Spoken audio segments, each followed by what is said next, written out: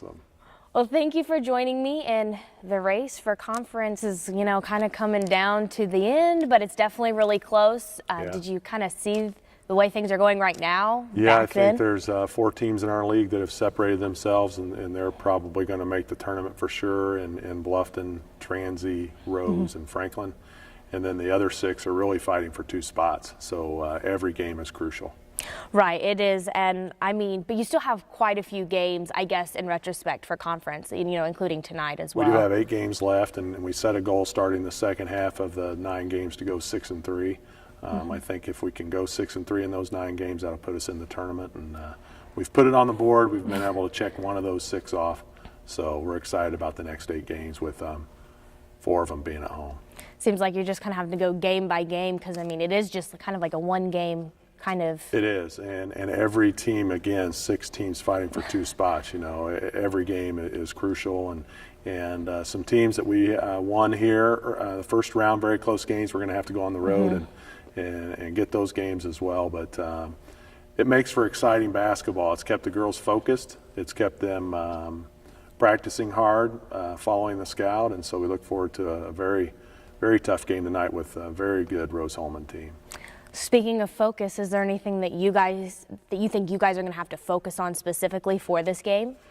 For this game, we definitely have to get points in the paint. We have to get the ball inside, and whether that's dribbling with the guards or pushing in transition, we have to get a high possession game. Rose-Hulman possesses a lot of problems for us. Their size and their depth is why they're 8-2 in the league, and they only lost to Bluffton by 1 and Franklin by 1. Those are only 2 losses so far this year in the league. Yeah, they definitely have some tall girls. I saw some around 6 foot and taller.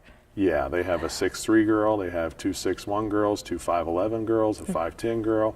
And the thing about them that a lot of people, if you just look at them, wouldn't get is their bench has outscored their starters in their last 5 games. So their depth is just crazy. They've had a different leading scorer in 7 of the last 8 games, and it seems to be someone else. The set of twins had 35 points against us at their place, 18 and 17 apiece, and they've been averaging about 6 points since. But they're capable.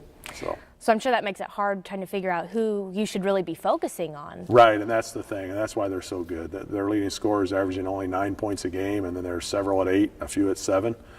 So he plays them until he figures out who's playing well that night. And one girl, number 55, made 5 3-pointers against Defiance, and she was averaging 2 points going into that game. So, he has options. He has options, lots of them.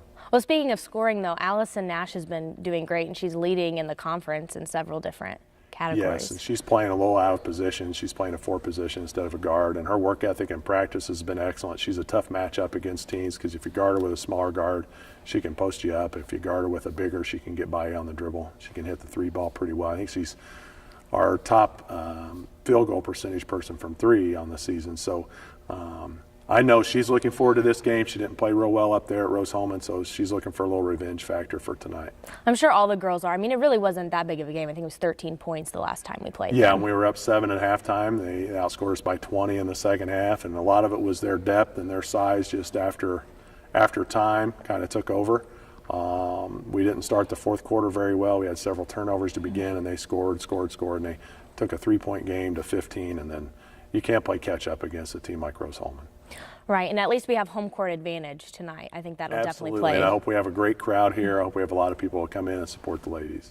Yeah, I definitely think we will. And having all the games be so close lately, I think that definitely has brought up the excitement for sure. Yeah, and it's across the league. All these teams, even Bluffton, they beat Defiance at Defiance by 4 points, and Defiance has 2 wins in the league, and Bluffton 17-0. So every game has been close, so it's going to be a possession game and a 40-minute game, and we'd like everybody to come out and watch it. Yeah, I think we're all excited to see what ends up happening. It's all just so close. It's one game at a time, really. Excited is a word for a fan. I'm not sure what the word is for the coach, Eager. Let's say eager, maybe. I'm ready to get things going. We look forward to watching the game and seeing how it all turns out. Thank you very much. Thank you.